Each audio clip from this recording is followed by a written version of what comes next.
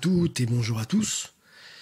Désolé si ma voix est un petit peu rauque et enrouée. Voilà, je suis malade, mais je voulais quand même faire cette vidéo, cet audio,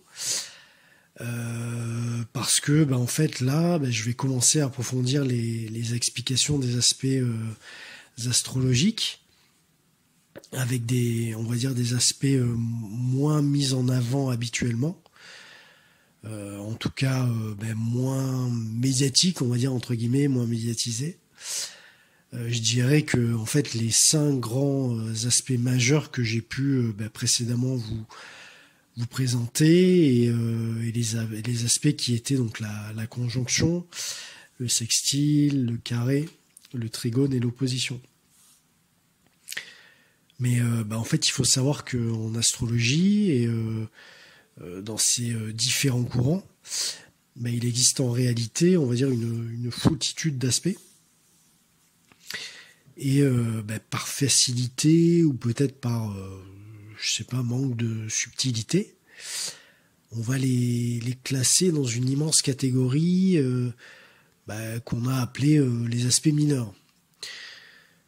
Donc, dans cette capsule et dans toutes les autres qui suivront, je vais essayer de vous présenter ces différents aspects dits mineurs. Et je vais donc débuter aujourd'hui avec le quinconce, qui, pour moi, est, on va dire, le plus majeur des mineurs, si je puis dire.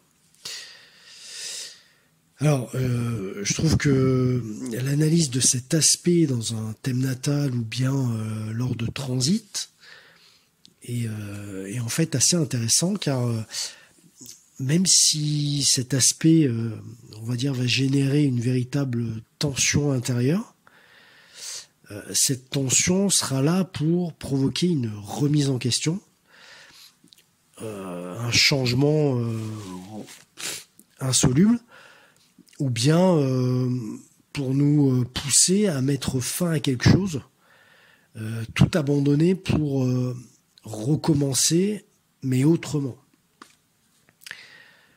Je dirais que c'est un des aspects, c'est un aspect qui est assez difficile, car il va mettre en lien 2 planètes qui se trouvent à la fois dans des éléments et des modes différents. Pour rappel, les éléments sont le feu, la terre, l'air et l'eau. Et les modes, il y a le mode cardinal, le mode fixe et le mode mutable. Tous les signes du zodiaque en fait sont divisés entre ces 3 modes. Il sera donc, on va dire, assez ardu avec cet aspect de quinconce, de trouver un terrain d'entente entre les planètes aspectées.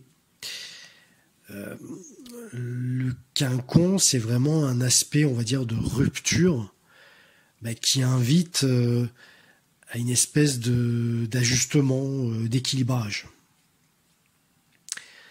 L'énergie de ce quinconce entre les 2 planètes ne pourront pas vraiment être intégrées et s'affronter, entre guillemets, comme peut le faire plus directement, on va dire, une opposition, par exemple. Avec le quinconce, les 2 influences planétaires sont en conflit, car les différences sont assez complexes et ont besoin d'une prise de conscience profonde de la part du natif, ainsi que d'une acceptation d'une pulsion interne pour mieux les séparer. Si ce travail complexe peut être accompli, la personne aura là vraiment l'occasion de comprendre pourquoi cette problématique est survenue et surtout vers quoi elle veut l'amener. La nature compliquée et complexe de cet aspect de quinconce peut venir du fait que ces 150 degrés n'est tout simplement pas une division naturelle entière des 360 degrés de la sphère zodiacale. Pour conclure cette petite explication, je voulais vous présenter un exemple. Imaginons une personne qui porte dans son thème natal une Vénus dans le signe du Lion, qui serait en quinconce avec un Saturne en Capricorne.